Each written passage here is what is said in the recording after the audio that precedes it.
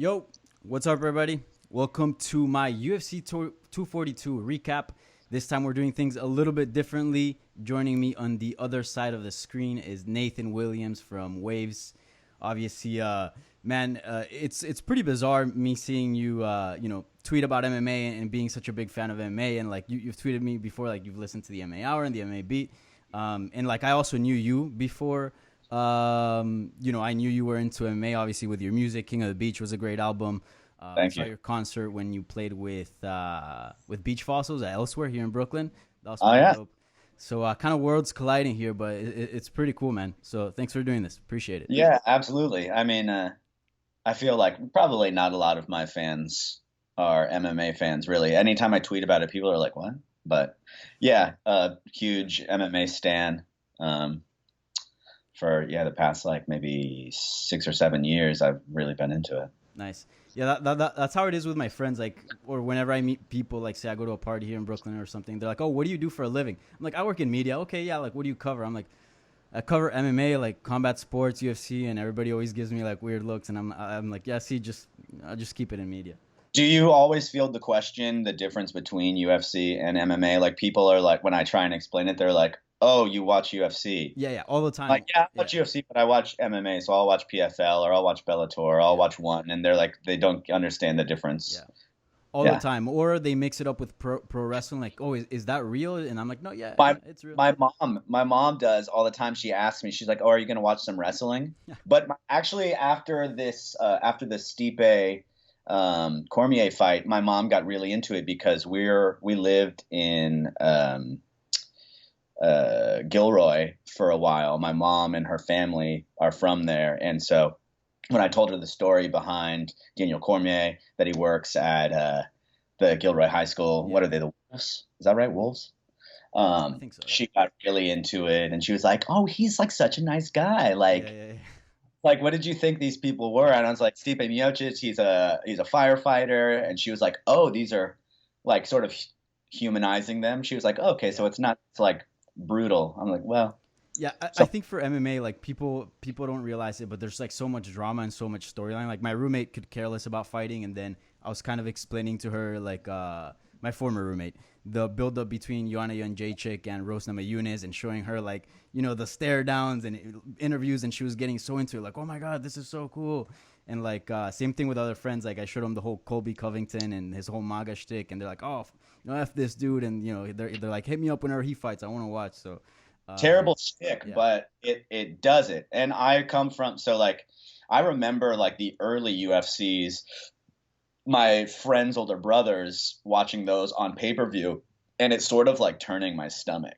Like me and my friends would wait for like a fall brawl or like a bash at the beach, or like I remember like WCW NWO thing sort of happening. We were like huge pro wrestling stans, and his older brother, they would watch UFC, and I was like, a little taken Yeah, aback yeah, by yeah. it. But it's crazy to think that like it's still sort of a new sport in terms of like when you think about something like like soccer or Right. some of Yeah. these Yeah, sports it's that have been been. around for like hundreds and hundreds of years. Yeah, for sure. So anyways, let's talk about UFC 242, but real quick before we get into it. And I know we kind of just touched a little bit about this on this video, man. I wish I could do the same, but I'm running dry in this household. But anyways, I'll drink. um, you were texting me about Bellator and stuff, and obviously just talking about PFL. Like you're not Yeah. just a UFC fan, like you're a hardcore MMA fan.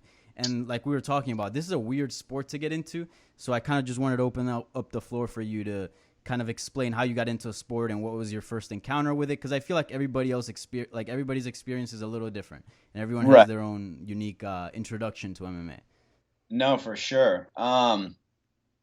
I guess my first introduction was I had a sound guy that would tour with me early on, like I said, like maybe 6 or 7 years ago, and he was obsessed with the UFC. And I was still, my merch guy and me would every Sunday, Monday, and Thursday, we would play the show, we'd go back to the bus, and we'd turn on the TV in the back lounge and we'd watch pro wrestling.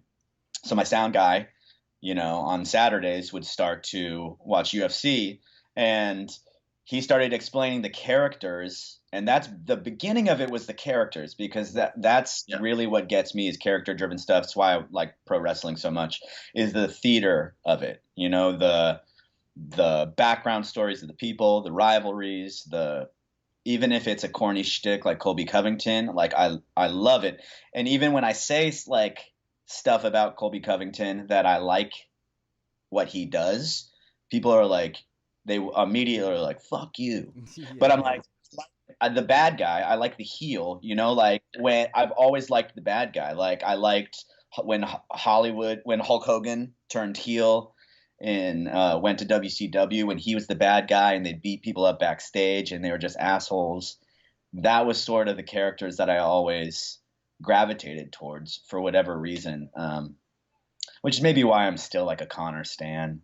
It's because he's like he has a strong following, man. Many people still are, and I feel like even if you're not a huge fan of Conor, which rightfully so, like he's done a lot of messed up things that have come out in the media, that you'd be like, man, you shouldn't be doing that kind of things.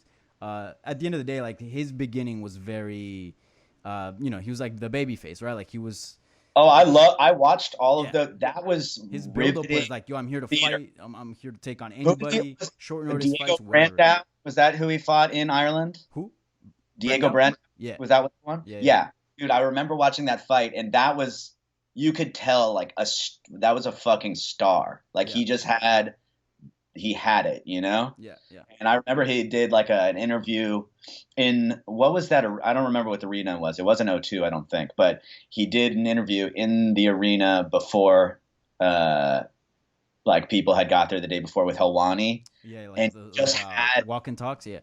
Yeah. And he just had that thing, that I still haven't seen somebody in mixed martial arts that has that thing still. So you're still sort of rooting for him, even though it's like, I saw him tweet after this pay-per-view. We'll get into that. We'll get into that stuff in a second. Yeah. A little obnoxious, but. Oh no, all good, man. But yeah, for sure, he's had definitely a character change, and I think that's one of the things that people are really driven, really get behind MMA, like just the characters. And Conor's character is very fascinating because it's changed. It's gotten very dark in the last few years.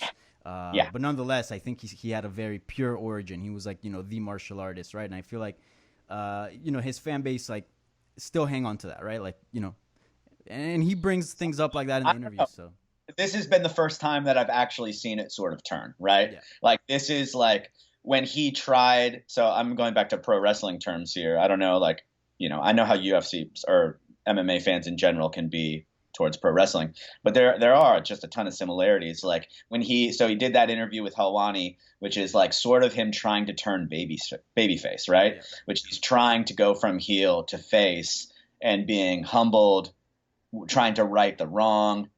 But I don't want him to be that guy. Like even if he's a bad guy, I want him to continue to be. You still want him to be sucker punching old men at the bar. I don't give a fuck. The only thing that actually, the sexual misconduct allegations, that's bad. Yeah, that's bad. But all of the other stuff outside of, slapping some guy's phone, just being a bad, I'm here for it. I love it. Yeah, for sure. There's definitely levels to I guess, that bad character, I guess. And certainly the phone one is one of the more innocent, like, who cares? More fun incidents for sure. But let's get right into UFC 42, man. He was 51 years old. That guy was, that's old. That's old. It's, not 70, but it's it's still up there. There's no way to defend it. I don't know what I'm talking. Yeah. All right, well, let's get into UFC 42 and 242, and we're gonna have to talk about Conor because he plays a big key in all of this. So I'm glad we kind of talked about him. But let's just discuss results right from the top. So we're going to start from the top of the card and then work our way down to talk about some of the other matchups. But at the very top of the card, obviously, Khabib Nurmagomedov defending his lightweight title for a second time against Dustin Poirier, securing a rear naked choke just like he did in his first title defense against Conor McGregor, tapping out Dustin Poirier in the third round. First of all, did this result surprise you? It felt like, at least to me, that, yes, everybody knew that Khabib should be the favorite, but for some reason, and I kind of talked about it in the preview show that I did on my channel. There was a feeling that it was very possible for Dustin Poirier to pull off the upset here. There was a feeling there that he had a solid chance. So we saw how it all played out. Was that what you expected? The result was what I expected. Yeah. I thought, Khabib, just the pressure is just, it's one of the reasons that I think his fighting style is so interesting is because he's one of the few people in the UFC or in mixed martial arts in general now that really is able to be super good at one thing. Yeah. And just completely dominate. Like there was the era of like Brazilian Jiu-Jitsu in UFC in particular, but in mixed martial arts where that was sort of, you could be just really good at BJJ and you could sort of like run through people, right? You don't really see that anymore. You sort of have to see a more well-rounded approach to everything. You have to have a good stand-up. You have to have, a good defense off your back. You have to be able to wrestle, get to mount, So he's just so good at the one thing. He's liquid nightmare to people. It's just one of those things where his pressure just breaks, everybody. The only thing that I was thinking prior to this, and I think that was maybe some of people's thoughts on Dustin having a chance, was the pressure for Khabib. You hadn't seen him with his dad in his corner for the first time, and essentially, I know he's from Dagestan, but this was sort of a home turf fight. Yep. So you didn't know how he was going to react to that, and clearly he reacted well. Yeah, he's one of those dudes that it's weird. You think pressure would get to anybody at some point, but I don't think to him that's even a factor. Like even the Conor McGregor fight, that was so big and there was so much trash talk, and you knew how much that bothered him. Yet his in-cage performance was vintage Khabib. It wasn't more or less. Maybe you did notice a little bit more extra in the punches and things of that nature, but he didn't do anything out of character. Like it was, this is what I'm good at, and this is what I'm going to stick with, and it's certainly one of the things that make him the greatest. Yeah, for me, the result wasn't really all that surprising. I thought Dustin would last a little longer. I feel like he's tough as hell. He's really. I would say he's a superior grappler than Conor McGregor. So I thought he'd at least go the full distance, or if he'd get submitted, it'd be very, very late. But nonetheless, he did have some good moments. The guillotine, a couple combinations there that I'm still not sure if that caught Khabib or not. But it's I watched back. There were two left hands that seemed to sort of stun him for a second, and then there were two guillotine attempts that seemed like he had him close. Yeah. One of the guillotine attempts was really, really close, and you can tell that by one, Khabib's face just starting to turn purple and red, and two, one of the defenses to a guillotine is giving up position, right? If you go on your back, all of a sudden the choke is no longer there, but hell, you're mounted or anything or something, or which he didn't. He didn't put his leg over, which was interesting. Yeah, he stayed inside. Yeah, it was kind of like the Marcelo team where with the one leg over and you bring the elbow, but there are pros and cons to pulling full guard. But yeah, you see Khabib like rolling on his shoulder, kind of like about to give position, but he's like, wait, no, I can still get out of this without getting position. We'll roll back, and then it was a battle there, but that thing was certainly tight, and I think he acknowledged it on the presser. But yeah, very I think not a surprising result, but I think it was a very telling thing. Like we've never seen Khabib be in that sort of trouble, at least submission wise. I can't remember the last time. Oh, actually, I think the most surprising thing of all was the fact that Dustin even put him in any sort of danger. Like the talking point every time Khabib fights is Michael Johnson, right? Which is like so silly now. Like people need to you just need to stop bringing it up. Like he's lost one round in 12 UFC fights. Yeah. It's time to start talking about him as pound for pound, which is like, what he sort of said at the end of during that post fight. For sure. Yeah, we definitely need to start opening up that conversation, and I think his next few bouts are going to be very important depending on who he fights. So let's discuss that. So he's still a champ. it's pretty clear that, at least to the fan base and to the media, that the next person should be Tony Ferguson, right? But then you hear Dana White saying, kind of committing to the idea, saying like, "Oh yeah, Tony Ferguson is next if he accepts the fight." Like, dude, he's been claiming for the fight for years. Like, so that if sounds very, very iffy, very weird. And then he goes on to say that, you know, we'll see if he takes the fight, and the Conor McGregor fight does make a lot of sense. And then you see Conor McGregor going out there on Twitter. I'll read exactly what he posted. I have the tweet right here. He put, "Book my rematch for Moscow." And obviously that went bananas on Twitter.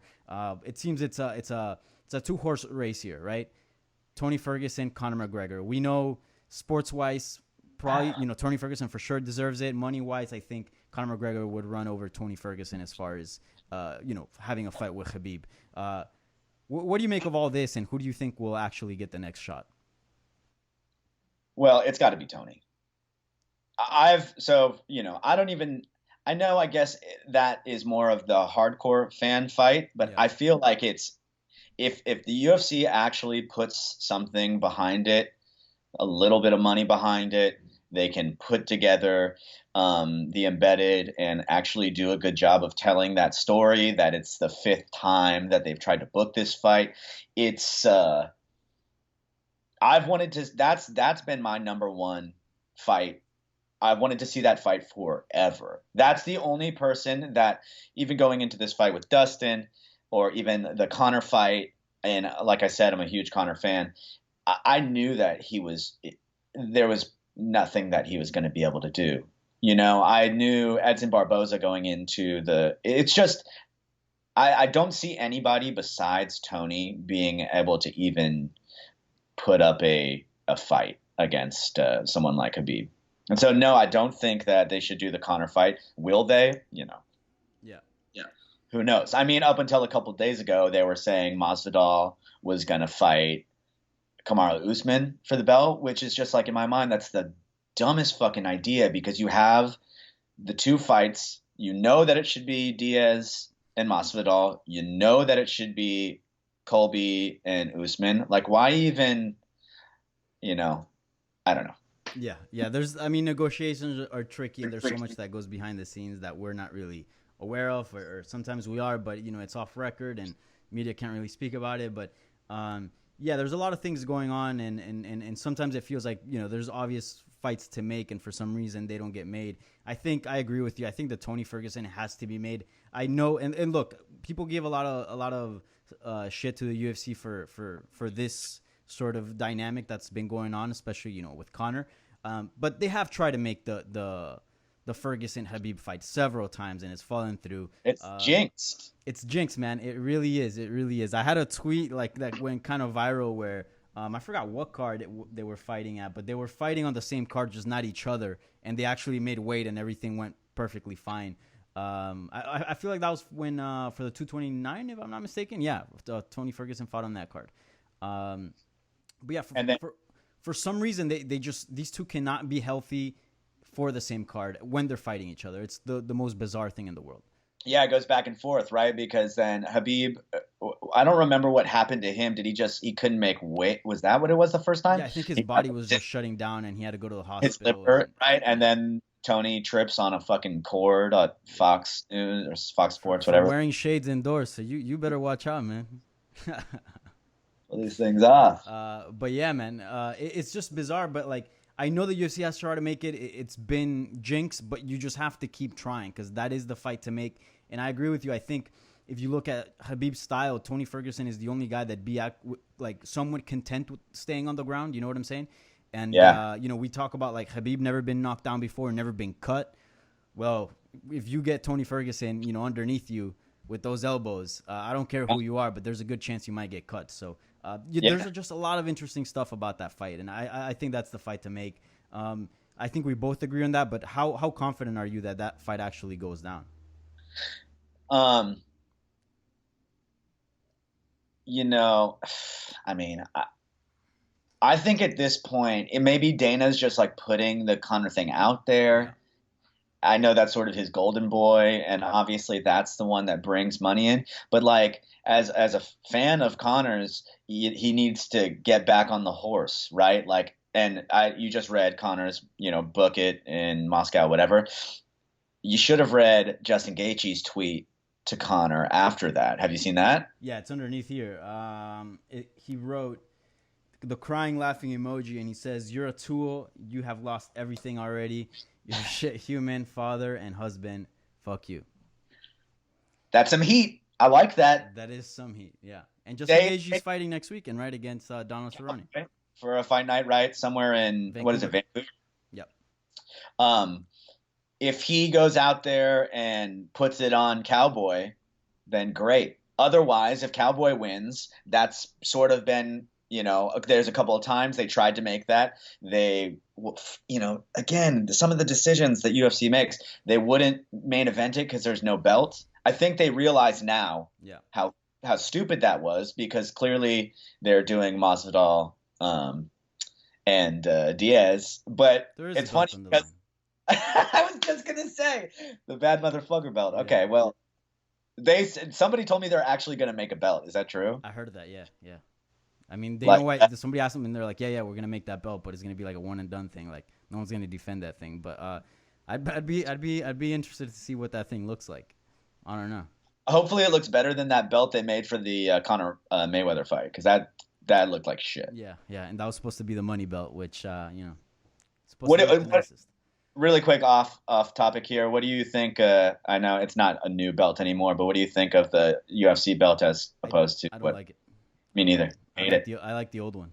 The other one's a classic. Yeah, and I kind of like when belts are just big. Like, remember those? What was it, like the Dream ones, or like they're just a little more flat, but they're just Dream wide. Look, this one looks just it's I'm not digging it.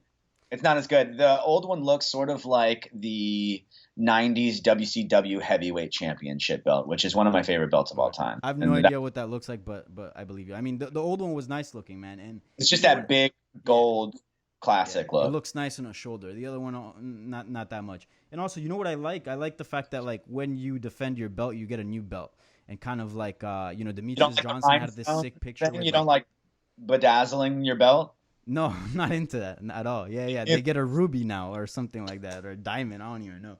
But I'm not a huge fan of that. But hey, I mean, each to their own, right? So, yeah, I mean, we'll see what happens there with the whole Khabib dynamic. I really hope, and knock on wood, it involves Tony Ferguson, because that's the fight to make. And I mean, at this point, the dude's been undefeated since like 2013. Like, that's a long ass time, man. That's a really long time. Yeah. How is that? 7 years? 7 years almost. Yeah. So that's basically as long as I've been watching MMA. Somebody said, I remember this sort of fact, what that was like before women were fighting in the UFC, right? Something like that. I feel like Ronda Rousey came in like 2014 or 15, something like that. But yeah, I mean, a lot has happened since. And that's the most impressive. It's the most impressive win streak, obviously, besides Khabib. Yeah. Right. And people talk about, and I bring this up all the time, like, the 229 post-fight brawl, like a huge black eye to the sport. And, whenever fighters do things outside the cage, like, a huge black eye to the sport. But I think things like this, like not giving Rafael Assunção a title shot, or not giving Tony Ferguson a title shot, or skipping him over for somebody that sells more, I think that's the real black eye to the sport. Like, if this is a sport, those guys should be getting the belt. And I feel like, this is the perfect example with Tony Ferguson. But yeah, we'll see what happens with the Tony Ferguson thing. I agree. Rafael Assunção, he had a win over the champion, 1-1, crazy win streak, and they're like, "Nah, just fight the top contender.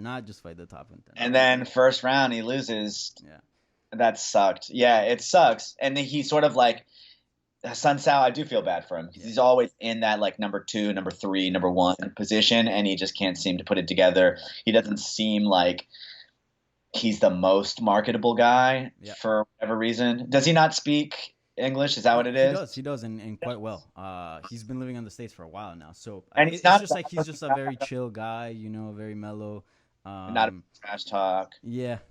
And it sucks because, like, Mike Brown told me this like years ago. He's like, yeah, you fight so often. Every time you fight, you roll the dice. And if you're really good, you might have really good odds. But nonetheless, there's always, you can get caught, injury, whatever. So at some point, you keep rolling that dice and you're bound to lose. So it's like, again, with the Tony Ferguson thing, if you don't give him a title shot, it's not that if he does lose, he wasn't deserving of it. It's just, you fight for so long that you're eventually bound to lose. At least that's what the odds say, Even when he took the Cowboy fight, I was a little worried because he clearly, you have to give him, there's no other way around it. He needs a shot. And the other thing to me is like, he's a fully marketable guy. He's a weirdo. Yeah. He's bizarre. The way he trains, the like just pulling fucking giant boulders behind him up like the mountains in Big Bear. Like he's I think. Yeah. He's an interesting character, man. Yeah, for sure. Yeah. So yeah, we'll see what happens with that. But yeah, hopefully that's the fight to make. And for Conor's sake, I don't think the Khabib fight is a good fight for him to return at. But we'll see how that rolls out. So let's move on to the co-main event of the card. Another lightweight bout. Paul Felder defeating, I think, Edson Barboza. First of all, the score was very controversial. Both guys got a 30-27 from an individual judge. And that, that itself is very controversial, right? How can you score a 30-27 for both guys? And then, 29-28 for Paul Felder, giving him the split decision. Did you agree with the scorecard there? No, well, I guess there's two different questions here. So, did I agree with the decision? Jeez. Yeah, I agreed with the decision. I gave Felder rounds 2 and 3. Did I agree with the scorecard? No. I mean, it doesn't. There's something flawed in the system of judging in MMA. I mean, clearly there's something flawed. But when you have two different judges who are sitting there ringside, and one gives 30-27 to one guy, and then another gives 30-27 to another guy, something is not adding up here, right? Clearly. So. I mean, I'm not mad if you gave it to Barboza. Those kicks were brutal. They were loud as fuck. He cut him open. Granted, the first cut seemed like it was a headbutt. But I think round 2 was the main. Sort of tipping point. Like you could have sort of given it to both guys. I thought just what Felder did on his back was, we were talking about Ferguson earlier. I think that's potentially why we think Ferguson Khabib is such an interesting fight, because he can work off his back so well. So getting him, even into a position like that is dangerous when you're in top position. So yeah. I had it 29-28 Barboza, but again, it was a close fight. If you would have scored it for Felder, I wouldn't hate it. Although I felt pretty strongly that Edson did win that fight, but the 30-27 scorecard for Felder, that was just, to me, didn't make undefendable. Like, it just doesn't make any sense. Like, what are you doing judging the sport if I think both of those don't make any sense, though. Right, no, right? Yeah, no, because that third round, I thought it was pretty clear that Felder won. And a lot of that was because, I felt like Barboza was pretty confident he took the first 2. So he was just, not trying to get knocked out and just, on the back foot. His corner, you could hear the corner, right? They mic'd him up and he said, you won those first 2 rounds. That's what they said to Barboza, right? Yeah. So it seemed like he did take the third round off, thinking, okay, I'm good. Yeah. Which is why you sort of can't. It sucks because you have, Dana White's like, well, don't leave it in the hands of the judges. And it's like, dude, come on. You're supposed to. It's part of your job. You're not always going to get a finish. The judges are supposed to do their job. I think instead of being okay with the fact that, look, the judges make sketchy calls, I think something needs to be addressed there. So, yeah, we'll see. That was a really bizarre thing. So the next fight I want to talk about actually is linked to the co-main event. Islam Makhachev defeating Dhabi Ramos. Kind of a boring fight, to be honest. It was. Yeah, we thought it was going to be some crazy grappling, jiu-jitsu versus sambo, but it just turned out to be mediocre striking from 2 grapplers. It wasn't too exciting, but nonetheless, Islam Makhachev, who's a very bright prospect, a Khabib protege, picked up the victory. He said he wanted the winner of Felder and Barboza. Obviously, Felder winning that one. Is that the fight you'd like to see next? Is that the fight that the UFC should make next? No. No. I would like no. You know what I think would be interesting? I mean, obviously, like Dustin has done some post-fight interviews where he's sort of questioning Yeah, what he's doing next. I think that's just he just wanted it so bad, and he's just feeling that right now. I think that he knows that he still can fight at a high level. He's 30 years old. Um, Granted, I don't know how many fights he actually has. He's fought a lot, right? I think Felder Poirier would be an interesting fight next. Give him some time, right? But I think that would be a great fight. Felder needs to fight up. yeah, Okay, I agree Felder with has that. been working his way up. You don't often see people that rematch. I like to bet on a lot of these cards. You don't generally you don't bet on a rematch going to somebody that lost the first time. It's something like 80% of the time the person wins that second fight. Which, I mean, this is why you don't bet MMA, because Felder just won and Stipe just beat DC. But no, I think so. What is Islam Makhachev is like what 18-1 now, I believe something so. like Yeah, that. I'll tell you his record right now. He is, yeah, 18-1. The thing with Islam is, for people that don't follow it super closely, he's best known for the Conor brawl. Is that fair to say? Um, I would say that helped a lot, and just like being friends with Khabib, kind of like the relationship with Conor and Artem, but with the difference that I think Islam Makhachev is actually a lot more skilled than Artem, and there's not me throwing shade at Artem. Oh, It's just the calling it how goat? I see it. Hold on, what? Skilled than the goat? Yeah, I mean the goat is so good, but I mean I think Islam Makhachev is a very bright prospect, but yeah, and also um, I think you could say that for Zubaira, who fought in the undercard, and he picked up Yeah. a split decision win. I feel like that's more true for him because he hasn't fought in forever. He had the USADA suspension, then he gets into that brawl with Conor, and I feel like that just elevated him. Yeah. Whereas Islam had actually been picking up wins and putting in work and building his way up and getting impressive victories. But yeah, I would say that the brawl definitely helped. Both of those guys are going to be a problem for whoever they fight. That split decision, what was the dude's name? Leron Murphy. Murphy? Murphy, yeah. Yeah. Um, that decision was more sus than the Felder decision to me. And I loved that he got clipped in that first round and he came back and he put it to him, but I still thought that he lost that fight, personally. Zubaira. I thought Zubairo won against Murphy, right? Uh, Was that or oh no, Makachev? that was a draw, a split draw. Yeah. It was a Yeah, draw. yeah, yeah. Yeah. Yeah. Um, That was a close fight, though. That was a close fight, and I was super surprised with Murphy. I mean, I think the feeling was that it was an easy fight for Zubaira. It was like he is the star, right, and the star in the making. Let's yeah, he give was him a like a UFC newcomer, but that didn't turn out too well for him. yeah.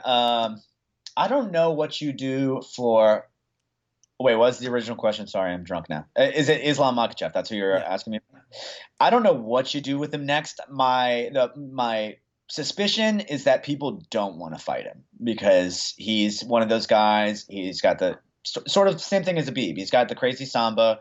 He's got that pressure. He'll grind you out. He'll grapple the shit out of you. He'll put his weight on you, make you carry it around, and then he'll smash you.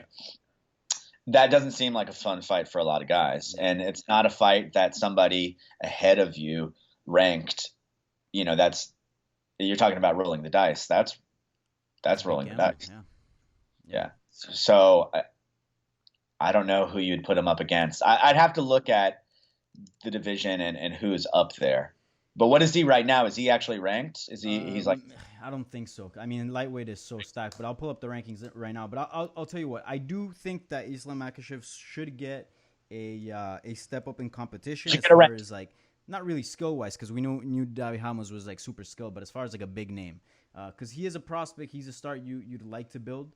So Do you mean like a gatekeeper type of thing? Like feed him an older guy, which I'm not such a fan of, yeah, but yeah, yeah. maybe I'd say that, or somebody that's still game, but that has like a bigger name and has a little bit more pop behind their name, right? didn't he fight not Glover? Who did that's a different division. Who did he fight? A Gracie, Brazilian. Tiba. Yeah, Tebow. Yeah. Exactly. And and But that was T-Bow was already like, no he was already. longer I a feel like solid contender. yeah. So let's see the lightweight rankings. So Islam Makhachev is 15th right now. I don't know if that fight just put him in there, but he is 15th. Look, and I think Paul Felder is also like, although he's older and He's like 4. What's up? No, he's Paul Felder's 10th. He's 10th. Yeah. But where was Barboza? Barboza's 7th. Oh, okay. I think so these haven't been updated. I don't think they have, because you'd figure Felder would go up with the Edson win. Right. Yeah. But I think Paul Felder, although he's an older gentleman, I do think he's like in a similar spot like as Islam Makhachev, where like he's been fighting all these tough guys and he's never really gotten that A-list lightweight. Edson probably there, but I do think he deserves a step up in name. And, putting him up against Islam Makhachev, it'd be more of a service for Islam and not really a service for him. So I think there's a way to go around it. I don't know. I mean, put Makhachev versus anybody in the top 10 except Paul Felder, and then give Paul Felder like a I don't know. There are so many interesting names. Maybe the winner of Donald Cerrone and Justin Gaethje. I wouldn't hate that, and then have Conor fight Anthony Pettis. I don't know, something like that. That's interesting. Yeah. Oh, what? Yeah, that's interesting. I know they don't like to do 2 people, a winner and somebody that's just lost and somebody that's just won, but I still think the Poirier is interesting, and then like maybe give Conor the winner of Gaethje Cowboy and give Felder the loser of Gaethje Cowboy. Yeah, that could work as well. Yeah, I certainly think that wins or losses are not as important as far as like an opponent next for Felder, but a name. I think he needs a big name. Right. So yeah, we'll see what happens with that. So anyways, a few other stuff happened in the card. I mean, as I mentioned on the preview show, like this card was very boxing-esque in the sense of that it was top heavy. Like you were really mostly paying for the main event. Sure, there was the co-main event, Felder and Barboza rematch. That was fine, and there was a few other fine fights as well. But really what you came to see and what the main attraction was Khabib versus Poirier. Anything else you'd like to highlight from the card that caught your attention? Yeah, for me, that wasn't the most interesting fight because, like I said before, I thought that was sort of going to be a wash, anyways. And I love Dustin Poirier. Don't get me wrong, and that was a great 6-7 fights that he put together. 2 of those were Eddie with the DQ or whatever that was, but what would I highlight? I liked JoJo. I love Calderwood. I think that she put that together really well. I liked that it was sort of just it seemed mostly like a sort of a stand-up Muay Thai, kicks, punches sort of thing. She had mixed in some grappling, but and what was the girl's name? Andrea Lee? Yeah, is that? Andrea Lee. That was a fun fight, and they both went for it. And they're both cuties. So that was great, Good looking gal, for sure. Right. And Curtis Blades, that would probably be my next thing. Just another sort of character that seems like it's tough to book a fight for, right? Like he's one of those guys that's just going to be tough for anybody in the heavyweight division because of his conditioning, because of his wrestling. You don't see a lot of that in the heavyweight division. And he's not. I think he's super interesting. I like him a lot. He walks out to the Mortal Kombat theme song. So I was sick. Gonna say, walking out to the Mortal Kombat theme. Yeah. That's maybe the best walkout music that anybody has right now. And then I'm a Bilal Muhammad fan. I know he keeps getting these early prelims, but he always even when he loses, he keeps walking forward. He keeps trying to go for a finish. And it seems like now he's starting to put together a couple of wins, which was cool for me. Yeah, he's definitely like, I feel like turning some kind of corner. He's got 2 wins in a row. That he had but before that, he had lost to Geoff Neal, and then he had a 4-fight win streak. So he's like 1, 2, 3, 4, 5, 6, 7. So he's 7-1 in his last 8, which is pretty damn good. He's a very good fighter. And for me, I think, and I mentioned this on the preview show, that join the Jojo Calderwood versus Andrea Lee fight. That was like one of the very few, if not the only fight that didn't have like high stakes besides the main event. Like, think about this. Like, Felder Barboza, yeah, it's a big lightweight fight, but like the winner there wouldn't be all that close to the title fight, even if they would have had like a crazy knockout or anything like that. You know, there's like still like 4 or 5 guys ahead of them. That's just the nature of the lightweight division. But the Calderwood-Lee fight, that was the only fight where you could actually look at and be like, okay, the winner here could potentially be fighting for the belt next. Maybe, maybe not. JoJo's too sweet. She was like, you know, she's like, maybe give me the shot at the title or somebody else. I'll fight Valentina if I have to, but if I have to take another fight, I'll do that as well. You know, she's like very chill about it. Yeah. And she said, or in the, I don't know if it's in the post fight or what, but the reason she wore that rash guard was as respect to the Muslim community. Oh, I have no idea. I don't think I saw her post-fight scrum. I don't think she said that there, but maybe somewhere else. I don't know. But maybe it is something new because she usually wears, I think, like the tank top or whatever. Somebody was saying, I read somewhere, might have been maybe a Brett Nakamoto or somebody said that she had mentioned to her corner during the second round that she wanted to take the rash guard off because she was so hot. Because it was so hot in there. So. Yeah, I mean, that was another storyline like heading into that fight, like. We have in our, over MMA fighting, we use Slack to communicate. I think most media companies and most companies nowadays just use that. But so yeah, we have a private channel where we just talk a bunch of smack.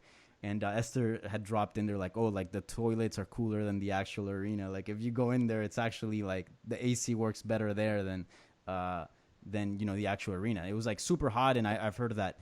The night before or something like that, the Red Hot Chili Peppers played there, and there was like so many issues with the arena. Like it was still like partly built. I don't know, a lot of I heard they were still building it up until like the day, right? Yeah. It's crazy. And what was it? That's the other thing. Is like it's 15,000 or something like that. I'll tell you right now. Well, actually, no details came out on as far as like if it's sold out or not, but I think so. It wasn't like some crazy arena, like huge arena or anything like that. It reminds the deal with Abu Dhabi and the UFC reminds me. I hate to keep talking about pro wrestling. Reminds me a little bit about the Saudi deal with WWE, where there's just so much money coming out of this place that you just sort of can't say no. Yeah, I think it's cool. I mean, it seems like, I don't know. I saw Dana White's post-fight press conference, and they're like, who else? You come back to Abu Dhabi, they have a 5-year deal or whatever, so you got to go back there once a year. Who are the next 4 fights? If it's not Khabib, who are going to be these guys that they come and headline these cards? Yeah, I mean, Khabib, his friends Islam Makhachev and a few other guys they can put in there. It's really that was a Russian team. Yeah, that was a Russian card in Abu Dhabi, no? Yeah. I mean, right? I can't think of any. You can also, like, he mentioned, like, oh, we would have brought Adesanya Whitaker if this fight wouldn't have worked out. I'm just like, how do you not make that in Australia? Okay, like, but they also he also said that they were going to do that in Vegas, no? Or somebody I saw. Vegas, I consider, like, neutral territory. Like, yes, it would have been nice to have in Australia, but that fight would also do well in Vegas. Sure, it would do well, but I mean, if you're actually – one thing that Bellator does well is put your hometown guys in hometown, because if you want great theater, if you want that pop for the guy – perfect example, Nick Newell, right? That was the one thing that you can go back and you can see that crowd is so excited for Nick Newell in – where's it? New Hampshire, where the fuck is it? Something like that. I don't know. Whatever, some shit. But that's you have to do Whitaker Adesanya. That needs to be in Australia. It doesn't make any sense to me anywhere else. I agree with you. We're on the same page about that for sure. Like that's an Australian fight. That's for that region for sure. But if they would have made it in Vegas, it wouldn't have been like as crazy as like Abu Dhabi. You know what I'm saying? Like Vegas, I consider a little bit of like neutral territory. Although, okay. 100% that fight needs to happen in Australia, and it is. But yeah, I don't know who they would bring in for the other cards. I think that's something they'll figure out down the line. I suspect Khabib will fight there at least one more time. Right. You know, and I think he also likes that, you know, because his family, his father gets to go, and he doesn't have to worry about like all the visa issues and stuff like that, like entering the U.S. So, Sure. you know, that's definitely a place that he'd like to fight in. But okay, so there's a couple things there. Like, how many more times is Khabib gonna fight? Like, you know, we don't know, right? You know, at maybe a while ago it seemed like it wasn't gonna be that many. Yeah, I think a few more. Maybe 3. I don't know. I mean, if he's not taking any damage, still Yeah, a young guy. How old that's is he? true. That's a good point, man. For 30. somebody, yeah, He's 30, and dude, he's leaving those fights with no damage, not even a scratch. Doesn't take any punches, doesn't get cut. that's very Mayweather of him. Yeah, exactly. He is the Mayweather of MMA. Yeah, in his own way, right? But yeah, I mean, I have a feeling he'll keep fighting, and you know, somebody asked him. It was like, you know, sometimes media asks like these silly questions, but they actually turn out to be like great answers. Where like, you know, you start hearing like whoever's asking it, and you're just like, oh my god, what is this person doing? And then the person that's being asked actually has like a cool answer or something. And somebody asked Khabib like on the scrum he did prior to the fight. It was like, oh, do you like money or something like that? And then he was just like, oh no, because he you know how he said like he doesn't care about money, like he fights for respect and But all he this. pulled up in that in the What's Rolls that? Royce. He pulled up in a Rolls Royce. Exactly, yeah. So he's like, no. I like money. I like money. Make no mistake about that. But you know, I fight for more than just that. I think if you know money gets into your head, I think it's bad. Blah blah. But he made it clear, like, no, I'm into this whole money thing. So, yeah, I mean, he's the biggest star he's ever been. Now, like, why would you walk away? One of the same reasons why people are like, yo, Daniel, like, why are you contemplating retirement? Like, you're at the top of the game. You're still elite. You know, obviously, Cormier a little older. But nonetheless, you know, a similar Little situation. years, a decade older. Yeah, a decade older. But similar situation in the sense of like the biggest name he's ever been is now, and also skills wise still an elite fighter. But obviously a little different. Khabib, you know, still holds a belt and whatnot. But I have a feeling he'll continue fighting for a bit. I think so. I would be. I mean, you know, wherever I can get Tony Khabib, I'm happy. But I feel like it would be a missed opportunity to have that fight in Abu Dhabi. Feel like Vegas makes sense for that one. Yeah. And the only reason why I would support the Abu Dhabi is I kind of enjoyed. I don't know how you feel about this because you're all the way in the West Coast, but I like watching fights in the morning. Like for me, the fight started at 10 a.m. Make some breakfast, a cup of coffee. You know, see, we good don't. Times for me. That was this card. So I woke up at 7:15. This is the type of fan I am, right? I watch all the early prelims. I watch the prelims. I watch all of it. So 7:15, my alarm goes off. I wake up. I watch the early prelims, and then the card's done by 2 p.m. You know, we don't. That's not a normal thing for West Coast. Yeah. Normally, we start early prelims are 3, and it ends around 8 or 9 or whatever. Yeah. The whole show. You guys have to stay up a little bit later on the East Coast. Especially like in media too. Like the fights are done and people are just like, all right, well, what's next, right? Like if you're just casually watching that, but you know, if you know, like media, if you're working, you have to stick around for the press conference, and then there's work after that. So like, you're around until like 3 and 4 in the morning. Yeah, basically. Yeah. So for me, this time around, I was done at midnight, which is like completely different. So I was like, all right, this is not too bad, you know? Yes. Yeah. There you go. Well, I really enjoyed this chat, man. It was nice talking MMA with you. Yeah, you as where well. can people find you and follow you? Because you do tweet about MMA and you do engage in the sports banter. So I do, yeah. Facebook, Instagram, Twitter, all Wavves with 2 V's. Awesome. Thanks, man. You guys know where you can follow me, obviously, at Danny Segura TV. So make sure you do that for great content. And that's it. That's all we got. So thanks again for tuning into this UFC 242 recap. Make sure you hit the like button, subscribe to the channel, tell your friends about it, and drop a comment. And that's all we got. So thanks again, guys.